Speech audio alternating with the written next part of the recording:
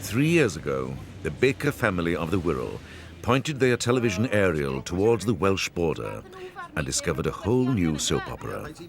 Their lives were never the same again. Dear all at Pobol y Cwm, our family have been watching for about 3 years now. We don't speak a word of Welsh, so we use the subtitles.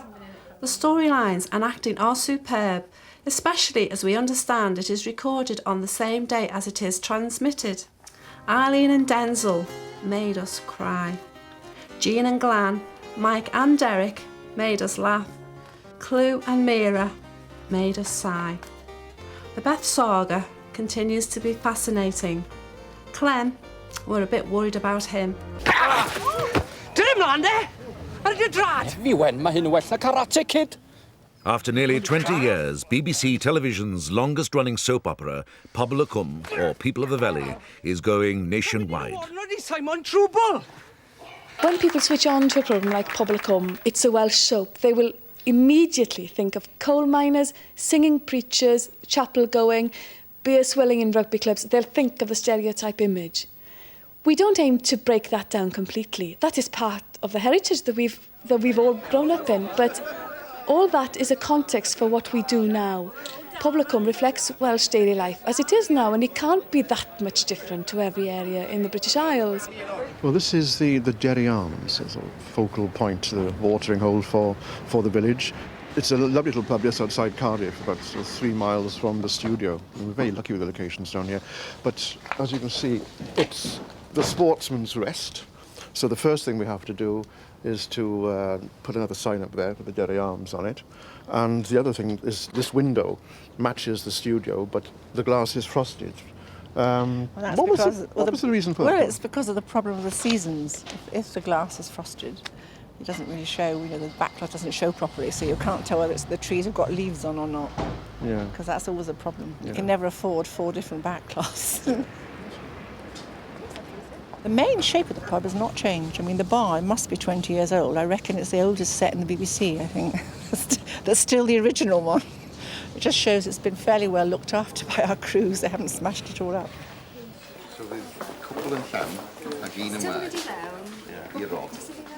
Since the early 1960s, a group of producers and writers at BBC Wales had been trying to prove that Welsh language television could mean rather more than worthy literary adaptations and reworkings of the old bardic tradition. They knew that Welsh was a living language which deserved its own popular television drama series. After several false starts, a team finally came together in the early 1970s under the enthusiastic guidance of playwright Gwenlyn Parry. It all started for me when the late Gwenlyn Parry came up to me and told me to apply for the job of assistant script editor, his assistant at the BBC, because BBC Wales were creating a new soap opera, 30 episodes, more than they'd ever done before.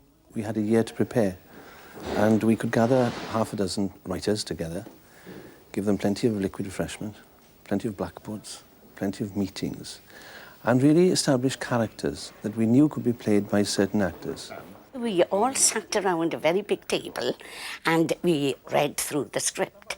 And then John Havin said quite casually, well, if this series will be successful, it might go on.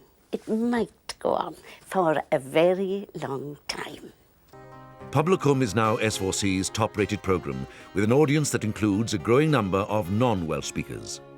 The idea of a village where Welsh is the only language spoken is artificial. No such village now exists, though it's a dominant language in many places. But the success of Pobol y Cwm is to locate this fictional ideal in a very specific part of the country. The village of Cwmderi is set in southwest Wales, at the border of the eastern side of the rural West Wales area and the old South Wales coalfield. To people who know Wales, it's roughly around Cross Hams, the Ammanford way. And it's alive and kicking in the use of Welsh in that area, obviously. It used to be a stronghold of Welsh. Welsh is deteriorating in that area now. But Cwmderi, you could accuse Cwmderi of being falsely Welsh. Obviously, there's more Welsh heard in Cwmderi on a day-to-day basis than you would hear on a normal village street. This is the valley where the fictional series is set really. I live in the village down below us here as it happens now. I was brought up in the next village up, and I live in the village below us, which was where they used to film, which is a nice coincidence, really. It's a cross between an agricultural and mining valley. The mining, unfortunately, has gone right down to, well, to nil almost now, which means a lot of unemployment, not a very good economy, which is very often reflected in the programme. It's a focus for family life, in a sense. People start their night watching it. It's a talking point, and the trick that S4C, well, and the BBC in Pobol y Cwm have achieved at the end is that they have actually given us a panorama of Welsh life, because Welsh prose in this century, especially in Welsh, tended to give us a worthy picture of Wales. So you never went into the slum areas or dealt with the feckless poor, and people didn't really jump into bed with each other or steal or anything like that. Now they've got over that barrier at last, and that's a very big one. Well, I suppose my favourite character is the nasty chap who runs the cafe, because he's such a lovely fellow, the actor. You know, he's irascible, isn't he? I mean, and the duos between him and the fellow who runs the garage, I think they're really wonderful and lovely. Nefi, wen be harri chdi'n sleifio gwmpas tu ôl i rhywun sa'ch wedi medru rhaid o farwol I mi ffwl gwirion I chdi. When do you see this happening, the actual events?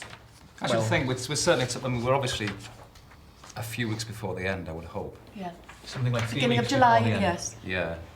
So Because it's a very big moment in the series. I mean, a character who's been in, a very popular character, and one who's been in for how many years? It's incredible, you know, really. And I mean, we've got that lovely kind of seesaw thing. I mean, I don't think anybody believes in that week when his life will be hanging in the balance that we will kill him. No. Everybody thinks it'll be a cop-out. Everyone thinks that's it. Remember this. And the man will pull through. So, I mean, we'll get full, I mean, to get full value out of that and the aftermath, I think we're talking 2 or 3 weeks before. You need 3 weeks to go into it. You have... We've got the tension beforehand, you know, and then... A week in hospital. A week in hospital. And the aftermath. And then the decision to switch off. I think the week in hospital is going to be strong stuff for us. Enough medicine to switch off. But that's where the audience will be thinking. Absolutely. They don't, I mean, you know, I don't think we'll do it. Nobody will do it. Sometimes we have to get rid of characters without us wanting to. You know, obviously, certain actors will not want to be tied to a series like this year in, year out. I appreciate those who have stayed with us. It's a different kettle of fish when you want to get rid of a certain character when it's not their wish, possibly. And then we discuss it as a group of storyliners and script unit. And I think of it personally, obviously, because I have to think of the personal implications for the actor or actress concerned. We try and make it logical within the constraints that we have in story terms. It's not ideal to have an out for anybody unexpectedly. What's ironic is an out for any member of the cast is always a good story. And can we keep the chatter down, please? Okay, Hugh? Getting storyliners to work on a series like Pobol y Cwm is very, very difficult because it asks for great tact and vitality to get stories going on such a continuous basis. They have huge restrictions on them. You have to think of the number of characters in every episode, who can be in studio, who can be outside, how many number of sets they can use, and what the restriction is on a daily pattern. They can't have people in and out throughout the day, otherwise the programme wouldn't be ready for 7 o'clock that night. Pobol y Cwm has been a daily show for the last 5 years, and the bulk of each programme is filmed on the day of transmission, which makes it unique among British-made soap operas. With everyone working against the clock, the ability to slip effortlessly between Welsh and English is essential. Reit, Dick, allai gael camera 2 I fynd rownd yr ochr, achos fi'n credu byddai'r fraich yn fwy addas a bod yn onest. 4 production teams work in tandem to get the show on air. The back lot is right next door to the office, in the BBC car park. In the early days, the series had a clear brief to steer away from controversial subjects for fear of trivializing them. But with the series attracting a younger audience who demand a greater realism, the directors are making more and more use of real locations in and around Cardiff. We were able to use Cardiff Jail for a prison sequence. It was supposed to be actually that one of the characters who had been imprisoned was imprisoned in the north of England somewhere. But these buildings, I think, were all designed by the same man virtually, because they're very, very similar. you know, the sort of stark walls with the bars. And the governor of Cardiff Jail was very happy. In fact, first of all, we were a bit, we thought, should we actually try to go to the real jail? They'd probably sort of throw us out and say, you know, don't be silly, but it didn't work like that, did it? No, they were amazing, actually, because the subject matter was a little bit sort of sensitive, so we thought we mightn't be so welcome, but in fact, I think the prison government said, oh, well, it's only drama after all, and then let Which us is the in. right It's sort of really attitude helpful. to take, isn't it, I think, yeah. I think certainly in the last 6 years, the series has acquired a harder edge. Conscious decision again in a way, because I think society has become more violent and it's become a harder place to live, you know. West Wales isn't quiet backwater anymore. You're right on drugs, you've got all kinds of problems there, car theft, all that kind of thing. So if you were reflecting society there, those are the things you're going to go after. I think what would be a mistake is if Pobol y Cwm became some kind of celebration of a rural idyll that doesn't exist. And I think that we lose our audience then. If the audience don't see on screen something that approximates reality, then we will lose them. So I think it's safer to risk bringing in harder elements rather than celebrating something that doesn't exist anyway. We know our audience quite well, at least I hope we do. They expect us to treat some social issues, but a lot of the audience would not wish us to do that. So before we verge on those stories, we think of what the audience reaction will be. We are well aware that some will really condone us for doing it, others will condemn us for doing it. Well, it's very well written and very well acted, but it has to compete against EastEnders and Coronation Street and the whole lot of them, you know.